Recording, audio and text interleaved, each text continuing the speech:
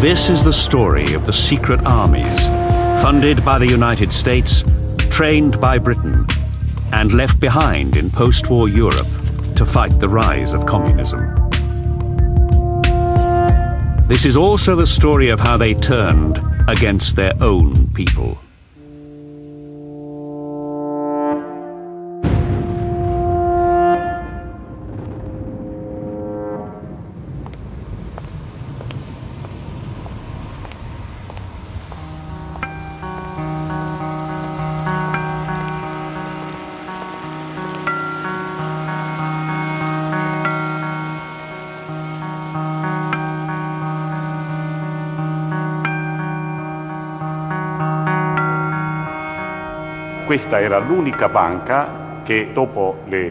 This was the only bank in Milan that stayed open after 4 p.m.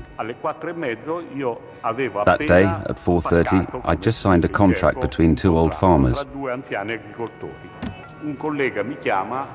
A colleague called me saying, "Come upstairs, I need you to give me some papers." When I arrived, I realized I had forgotten a receipt. I opened the window and tried to call these two people, but they couldn't hear me. So I closed the window and did quite an unusual thing. I leant against the glass. At 4:37 p.m. on the 12th of December 1969, a bomb exploded at the headquarters of the National Agrarian Bank in Milan's Piazza Fontana. It was an apocalyptic scene. Dead, injured, safe deposit boxes sprung open. I started to cry, "It's a bomb, it's a bomb," until someone from the police put their hand over my mouth and took me outside. 17 people were killed and 80 seriously wounded.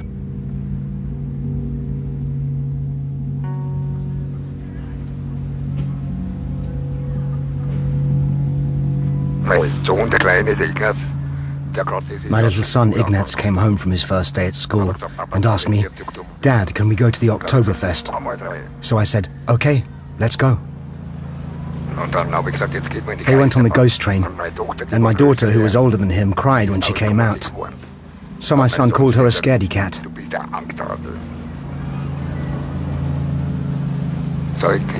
Later I bought them a balloon and started to head home. But when we were close to the exit, suddenly...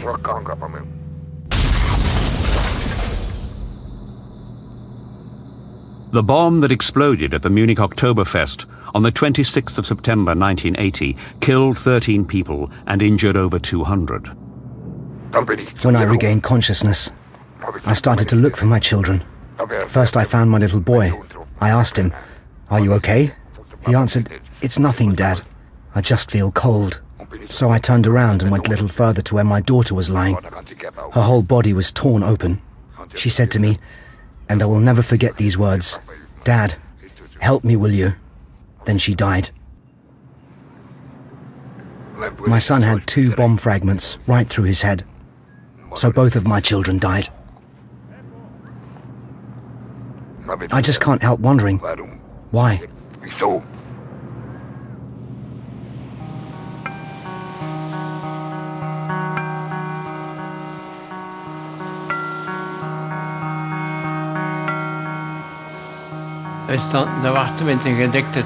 The dinner was ready and we were waiting for my daughter and my son-in-law and their 2 children. Saturday was our family day. All of a sudden I heard shooting from the Delhaize supermarket. We ran out to the terrace and my wife screamed, "My children." I said, "Calm down, I will have a look at what happened."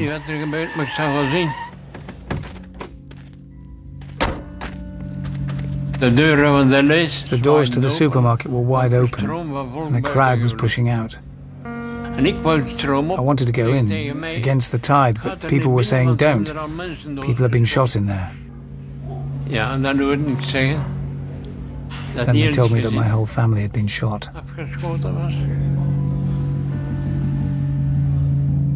On the 9th of November 1985, a gang of armed men opened fire inside the Delhaize supermarket in Aalst, Belgium.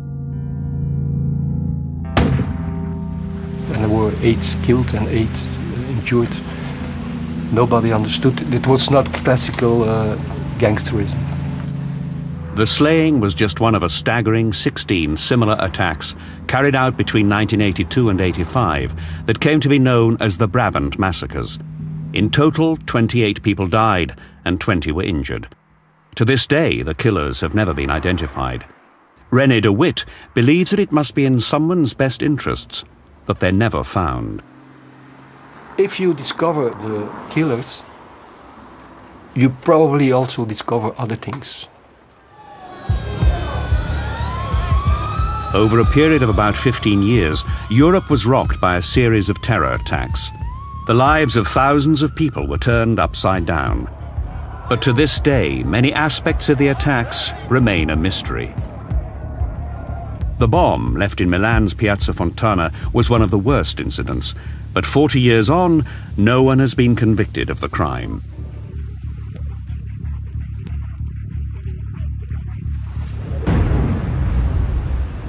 Public prosecutor Guido Salvini has tried repeatedly to convict the men he believes were responsible for the bombing. When we reopened the investigation in 1991, no one had been found guilty. The only guilty verdicts were for General Maletti and Captain Labruna, who tried to derail the investigation. These 2 leading agents in the Italian Secret Service were sentenced to prison in 1979 for hiding and protecting key suspects. The secret services had definitely obstructed the work of the judicial authorities by hiding evidence and burying reports. And when certain people wanted to speak, it was decided that the best thing to do was plug the source, gag them, and say, "We don't want to hear what you have to say." Investigators in other countries also found their inquiries sabotaged. The Munich blast was caused by a sophisticated pipe bomb. Just weeks after the attack, the police concluded that a lone extremist, Gundolf Köhler, had been responsible. Köhler had died in the attack. But numerous witnesses claimed they had seen Köhler in the company of 2 other people just before the explosion. Despite these sightings and Köhler's membership of a far-right paramilitary group, the police found no further suspects and closed the investigation. Ignaz Platzer and his lawyer Werner Dietrich believe they could be dealing with a cover-up.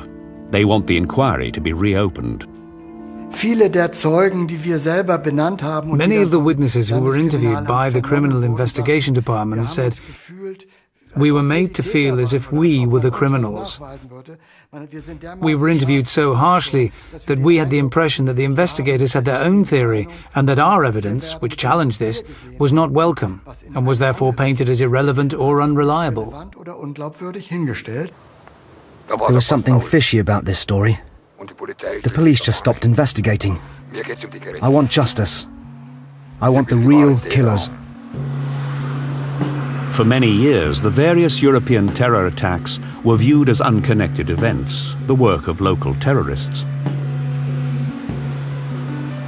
But now there's evidence of a more sinister explanation.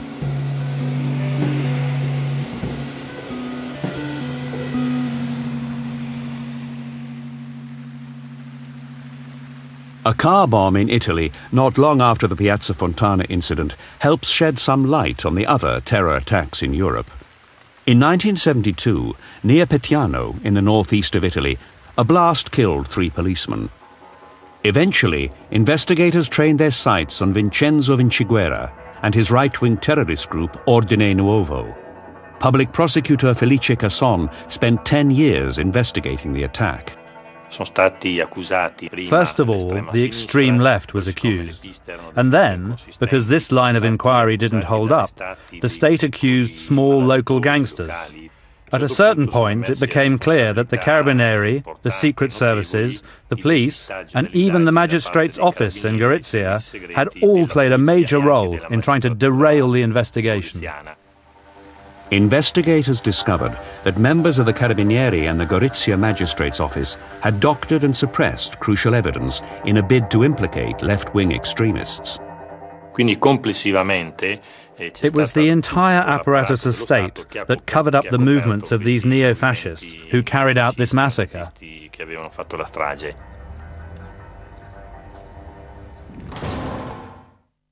Vincenzo Vinciguerra is now serving a life sentence for the Petiano attack. But testifying in court in the mid-1980s, he claimed that he and his right-wing group were protected and supported by a wider, shadowy organization that was connected at the highest levels to the military secret service. At the time, Vinciguerra's claims were dismissed, but Casson, who had brought him to trial, kept on digging. In 1990, Casson gained access to the archives of the Italian Military Intelligence Service and unearthed documents revealing a top-secret organization. What came out was the existence of a secret clandestine structure headed by the chief of the Italian Secret Services and codenamed Gladio, Stay Behind. Casson found documents that connected this mysterious force to NATO. The Italian Prime Minister, Giulio Andreotti, was forced to go public, causing a major European scandal. Andreotti admitted that the secret organization Gladio existed. He also revealed that it was part of a much wider network of secret stay-behind armies coordinated by NATO throughout Western Europe during the Cold War. Britain and the US had secretly trained and recruited civilians and military men in many European countries. Their role, according to the official version given by Andreotti, was to form a resistance movement in the event of a Soviet invasion. Stay Behind in Europe was set up by NATO. It was intended to create an organization that in the event of a Soviet invasion of Western Europe, that there would be some kind of a structure that could conduct clandestine operations and maintain contact with the Western powers. We were in a very different time. We were still in the Cold War. There was confrontation between West and East. Europe was truly divided in two. People were thinking about a possible confrontation between NATO and the Warsaw Pact all the time. Cold War in that sense is a time period in which there was no peace. This was a war, it was a Cold War. And people died in the Cold War in a variety of ways.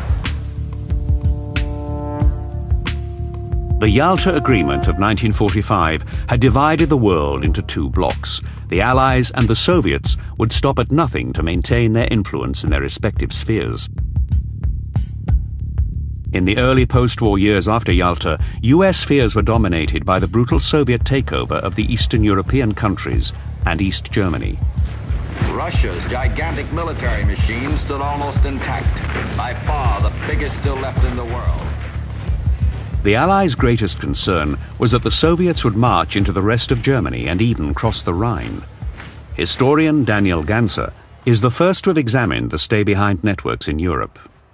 NATO planners knew that the Soviet Union had a lot of manpower on European soil, so the Soviet Union could move very quickly to the Atlantic. And if you have such a situation, you must gain access to the territory again, and that was difficult. So they said, why don't we do it before? Okay, we set up arms caches, we put guns and munition and gold and whatever you need into these arms caches, and we have people already trained who know each other. And these people then can become active in case of a Soviet invasion as a guerrilla. In very straightforward terms, an organization, once it had been created, would nominate trusted individuals who would be recruited to participate in Stay Behind. They would then undergo training, and some of them would come to England. They would go to Fort Monkton, which is the SIS training facility just outside Gosport, and there they would be taught tradecraft, clandestine communications, exfiltration, infiltration techniques, and then once they had completed the course, they would return to their normal activities. Most likely they would be reservists. The concept of stay behind was born out of the Second World War experience of the Special Operations Executive, a branch of the British Secret Service, MI6. Special Operations Executive, its main role was sabotage in Europe, working with networks in France, Belgium. They were there to disrupt German lines of supply, blow up trains, etc. Shortly after war ends, these same networks are then turned around against the Russians. The Americans came in the late 1940s with lots of money. They had the resources, they had the equipment, they could outdo MI6 in all areas. We're going to send the men who can train them to fight that kind of war. And we have these men, experts in this kind of guerrilla warfare? You bet we have. After the Second World War, Britain and the US established a secret network of stay-behind armies in over 15 European countries, including neutral Switzerland and Austria. They were managed by the local secret services in close cooperation with the CIA and MI6. In each country, the network had its own name: Gladio in Italy, SDRA 8 in Belgium, Oberallagenten in Germany. Gladio foot soldiers were recruited from a variety of sources. It's not possible to stereotype the people that are involved in Gladio because they vary from country to country. The type of people also varies, depends on the terrain, maybe gamekeepers who are working in the mountains or the forests, skiers. Other places is clearly more urban-based. And most of them were convinced that communism was a threat. So these are people on the right, sometimes on the extreme right. But we also had people, conservatives, Catholics, who just wanted to defend their country. Men like Franco Bortolomeoli, a technician and keen parachutist from Bolzano in the far north of Italy. In the early 60s, aged 19, I joined up for a parachuting course in the spirit of adventure.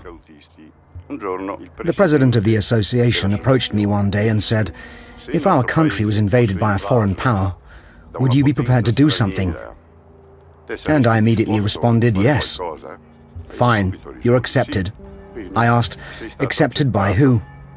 "The less you know, the better." Our function wasn't to stop the Red Army. We wouldn't have been capable of stopping anyone, but to assist the people who came to our aid to enter the occupied territory.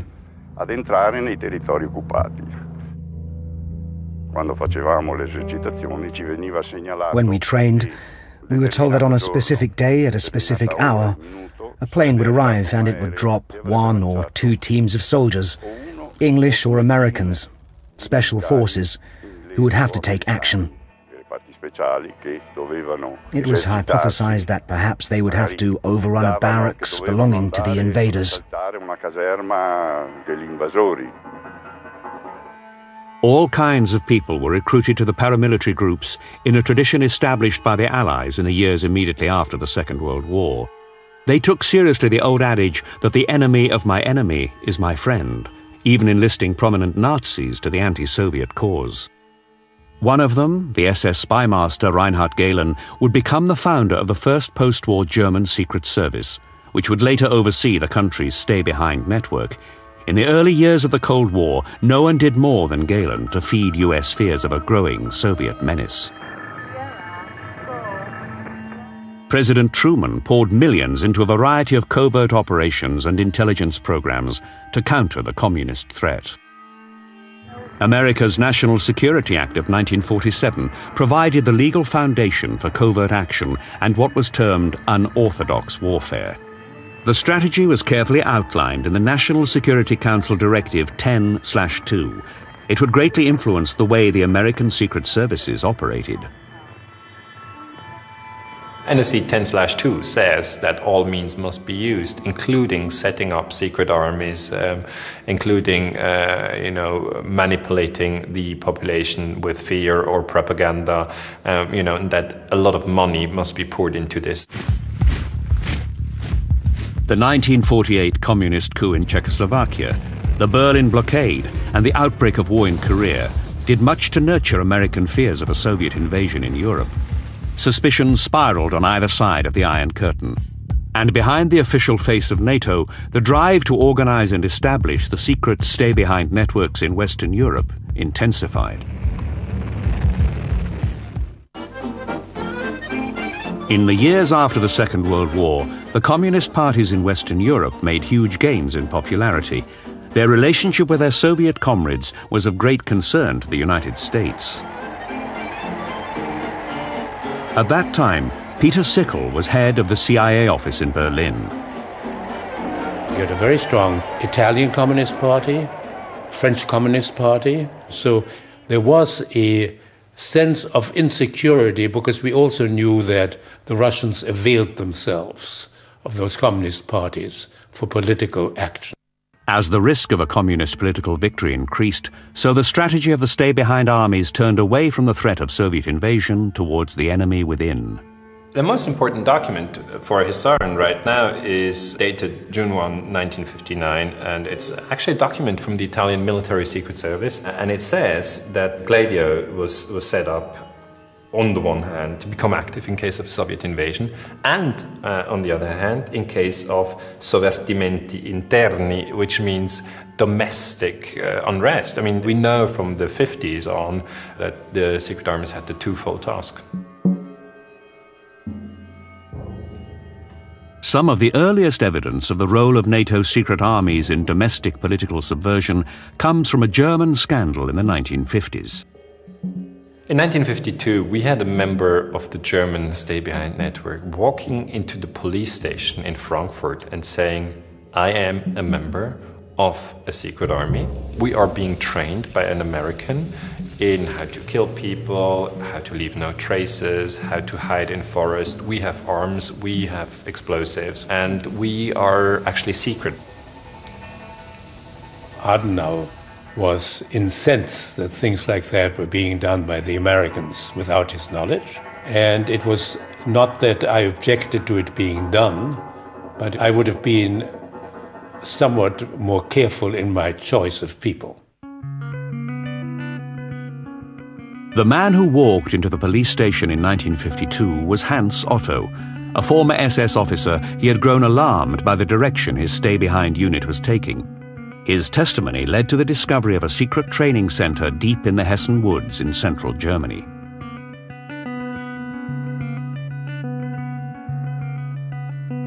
But what came as the biggest shock to investigators was that the paramilitaries seemed to have been handed a sinister political mission. They had lists of people whom they wanted to kill, respected members of the community.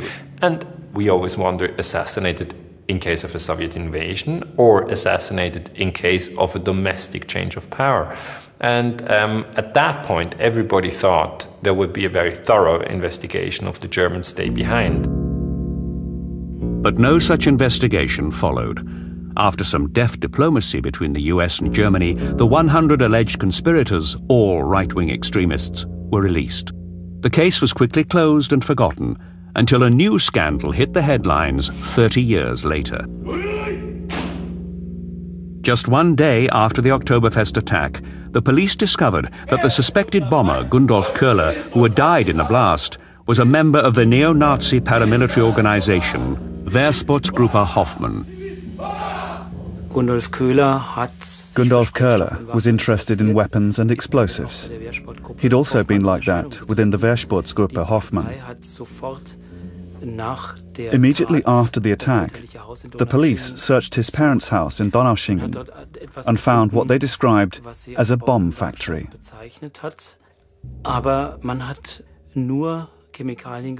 But they only found chemicals suitable for homemade explosives. Yet it was discovered that high-grade military explosives had been used in the Munich attack. One has to ask oneself how he got hold of this kind of explosive. In the days that followed the bombing, the police interrogated some of his comrades. These people, during interrogation, said, "We had our weapons and the explosives from another right-wing extremist, and his name is Heinz Lemke." And the funny thing is, this was never investigated.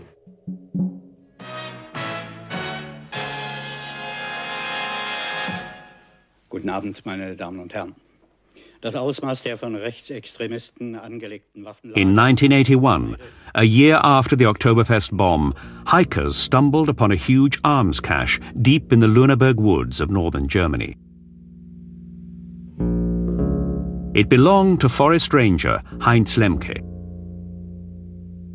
Lemke was a right-wing activist with extensive contacts in the German neo-Nazi scene. It was later revealed that the East German Secret Service, the Stasi, had pinpointed the exact location of transmitters used by the West German stay-behind groups.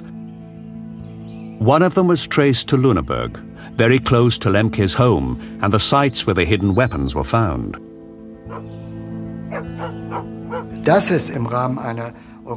Weapons caches such as these were in the remit of a European strategy. That much is proven.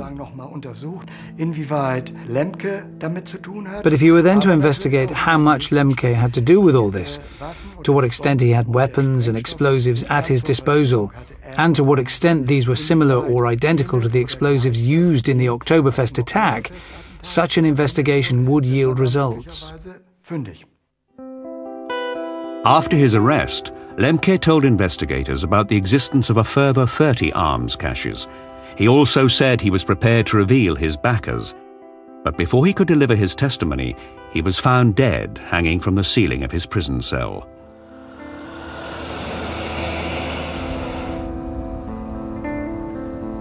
His death provides a chilling link to the Brabant killings in Belgium. Evidence there also points to a link with a paramilitary organization. Police Commissioner Eddie Vos has been investigating the Brabant killings for many years. We found out that there was a specific modus operandi, and that each person in the gang had his role. There was one guy that started shooting right away, and the way he fired and the way he positioned himself made me think of someone who has been trained in how to handle a gun. In 1990, a Belgian parliamentary report concluded that the killers must have been members or former members of the security forces, right-wing extremists who enjoyed a high level of protection. The Brabant killers were from a certain elite, and they were guaranteed impunity.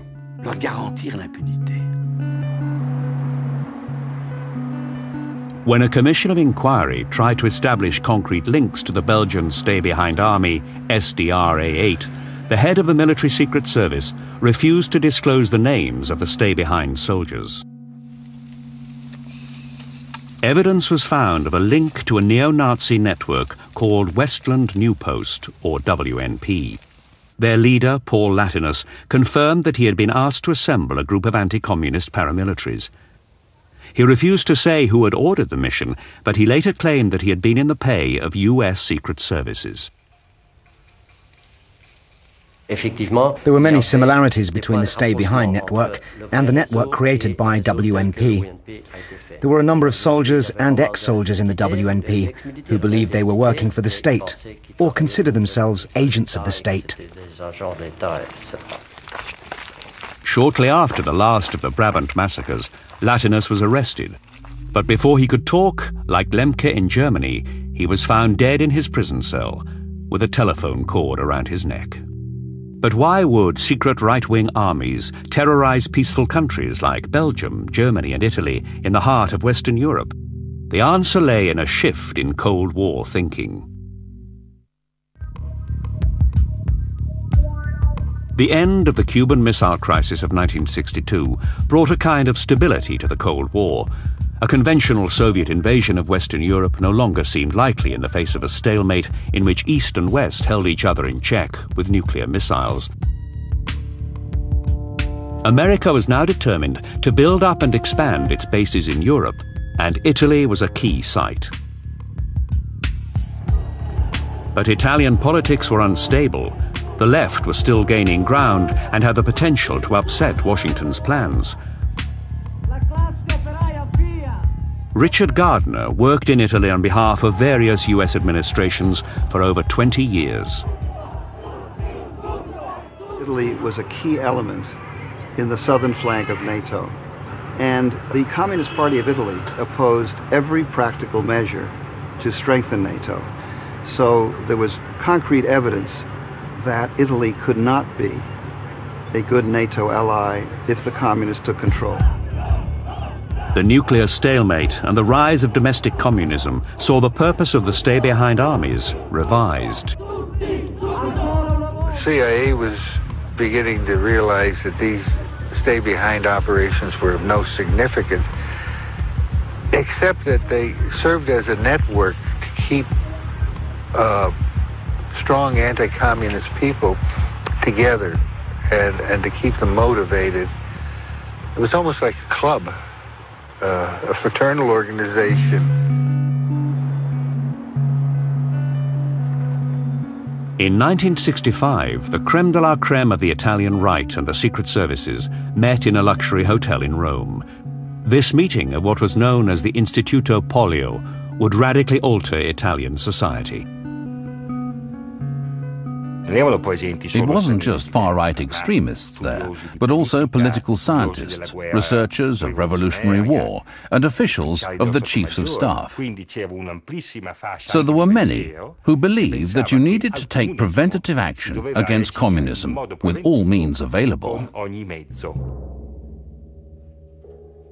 At Instituto Polio, the head of the army and the military secret services said very clearly what they wanted to do. They spoke of the fourth dimension of war. After the first phase of the ground war, the second phase of the Navy, the third phase of the Air Force, the fourth phase is the phase that deals with the conquest of the hearts and minds of the population. This is the war that was fought, and is still fought today, by means of low-intensity conflicts, even by means of what we define as terrorism.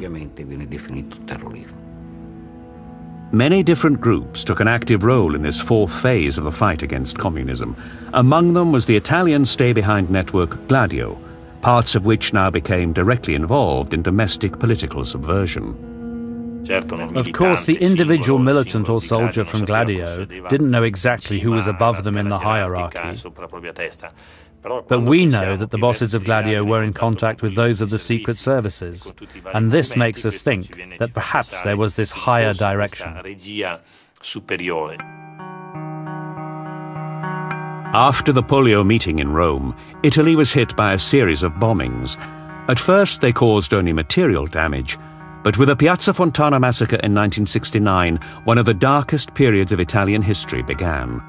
Some historians now believe it formed part of a semi-official secret project known as the Strategy of Tension. The strategy of tension was a complex phenomenon in which the various figures operating didn't have the same objectives.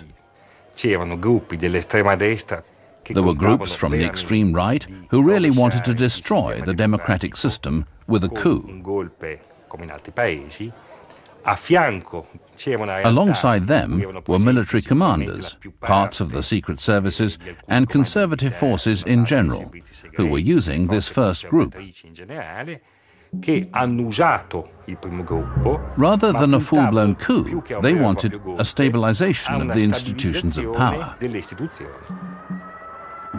Destabilize the public order, to stabilize the political order, and justify a repressive intervention that would be welcomed with relief by the population. People want to live in peace. They don't want to walk into a bank or get on a train and die because of a bomb put there by some unknown killer.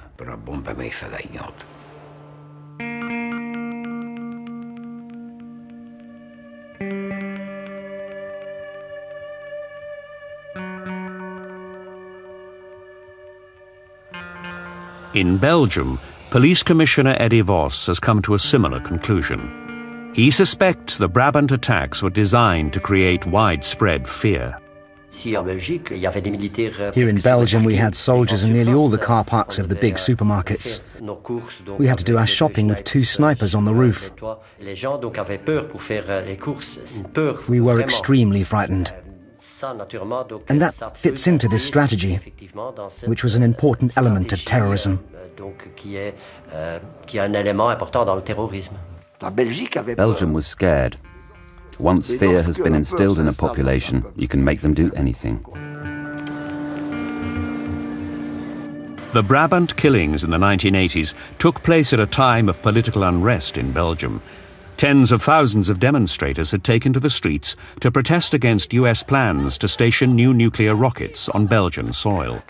It was a very troubled period in Belgium. We had hundreds of thousands of people on the streets demonstrating against the installation of missiles, and not everyone was happy with that. People realized that Belgium was the slack belly of NATO, and we had to prove to the American big brother that we were serious. The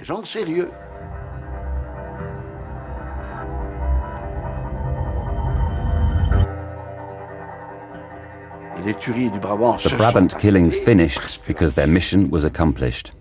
The emotional shock was enough to enable the Belgian state to shake off its lethargy and strengthen itself. That's it. In Germany, the Oktoberfest bomb also exploded at a crucial moment. The governing Social Democrat Chancellor, Helmut Schmidt, was perceived by some as being too weak to handle the left-wing terrorism of the Red Army faction and the growing anti-nuclear movement. According to press reports, elements in the Secret Service were determined to bring hardliner Franz Josef Strauss to power.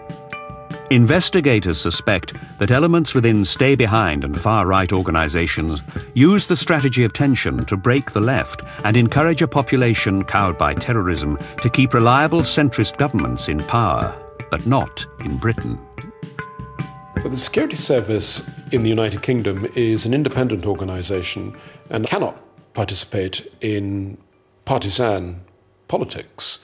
There are plenty of people who've worked in the security service on the left, and I would imagine that any participation on the right has been purely in terms of penetrating political organizations. The security service had no brief, and as far as I know, never sabotaged political organizations.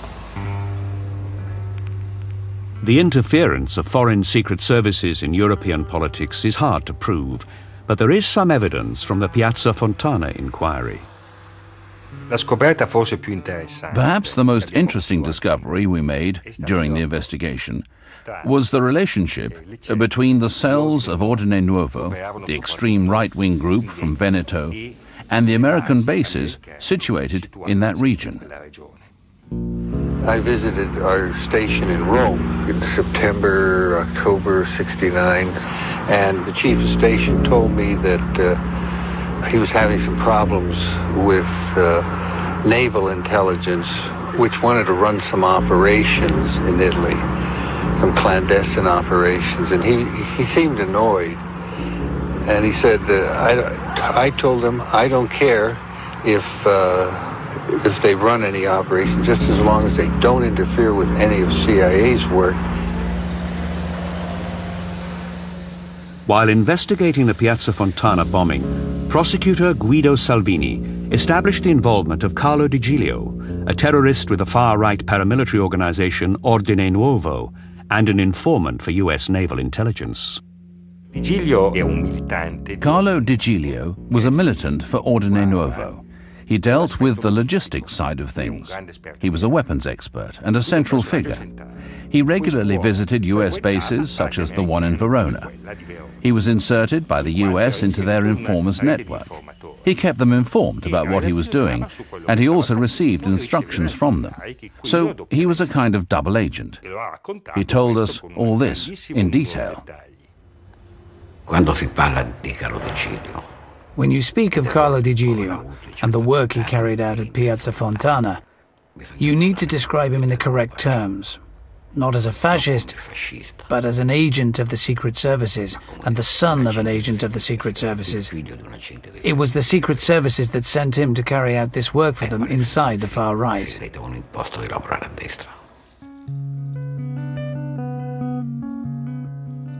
De Giulio reconstructed for us all the stages that led up to the Piazza Fontana. He told us about a cottage where he prepared the bombs, and he told us bits about Piazza Fontana. But not everything, because as a technician he observed the preparation of the explosives, but he remained behind when the car with the bombs started its journey to Milan.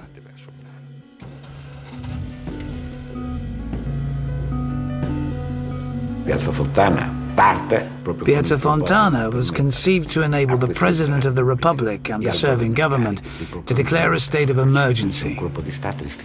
It was an institutional coup d'etat. In 1969, the mechanism seemed perfect.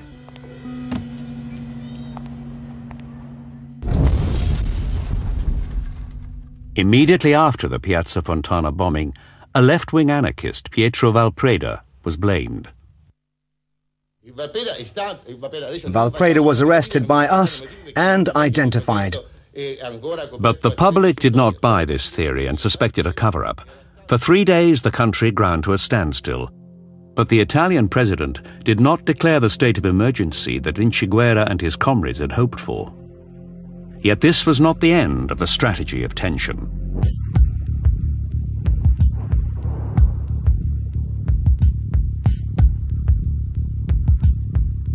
Over the following decade, the Italian people were tormented by a series of terrorist attacks. The violence reached a climax in August 1980 with a bomb at Bologna station that killed 85 and left over 200 injured.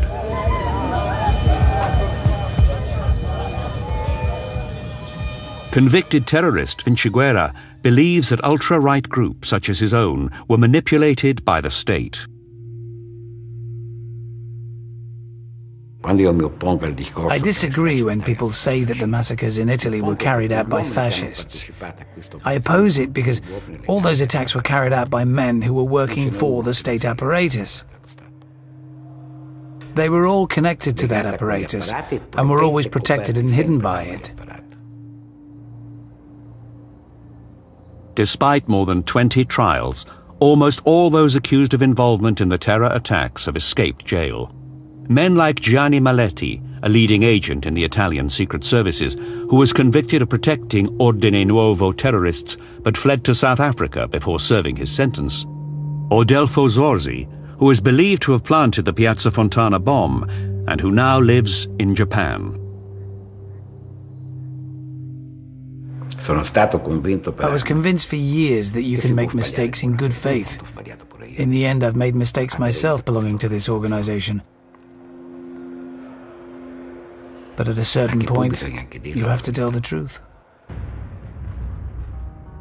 In Italy, many of the terror attacks are still unsolved. For the Piazza Fontana murders, we still haven't found anyone guilty from a judicial point of view, even if the truth is in the thousands of documents collected by the Commission of Inquiry into the attacks.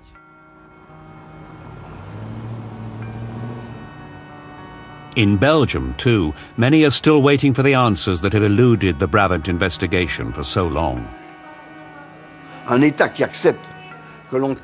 state that accepts that you can gun down men, women and children in 3 attacks in 2 days simply because they were in the wrong place at the wrong time doing their shopping is a state that doesn't merit respect and that doesn't deserve to survive.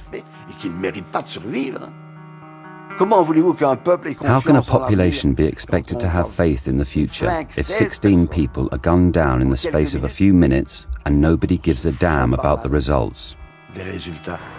So there must be, and until today, I think, people I don't know who don't want the truth to be known.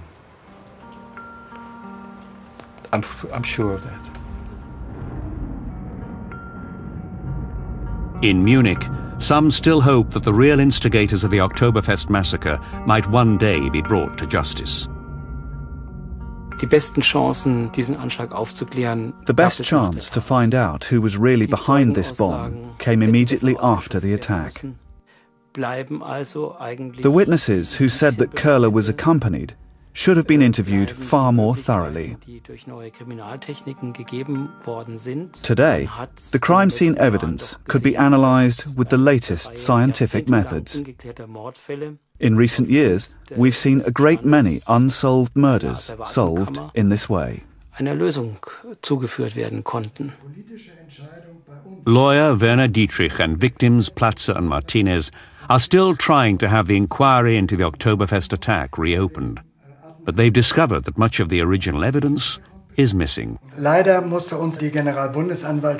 Unfortunately, the Federal Public Prosecutor's Office has informed me that a lot of evidence they had been expecting to get hold of has been destroyed or thrown away. There are no traces left.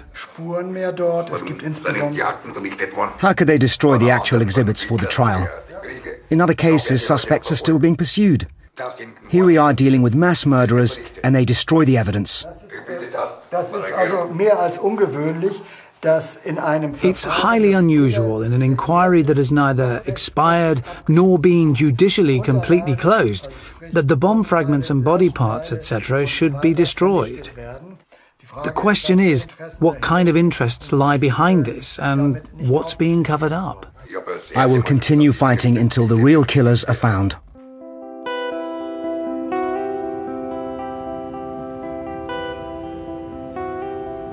NATO's secret army is an unfinished story. In November 1990, the European Parliament condemned Gladio and Stay Behind, requesting full investigations, which have yet to be done, and the complete dismantlement of these paramilitary structures. But 20 years on, there's no real proof that these secret armies have been disbanded. Those people who are so enthusiastic about covert operations should remember, first of all, they don't remain secret for very long.